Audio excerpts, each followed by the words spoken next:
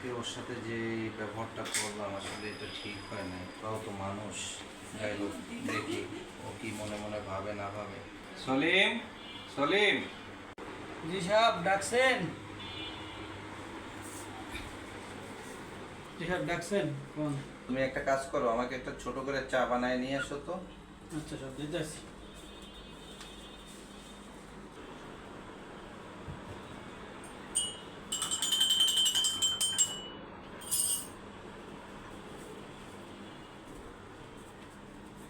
সাহেব আপনার চা।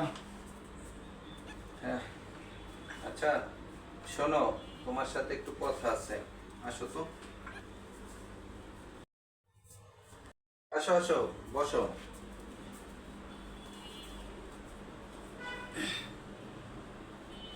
আজকের ব্যাপারটা নিয়ে আমি খুব চিন্তিত ছিলাম, সারা রাত্রে আমি ঘুমাইতেও পারি নাই। যে তোমার সাথে যা হয়েছে খুব খারাপ হয়েছে।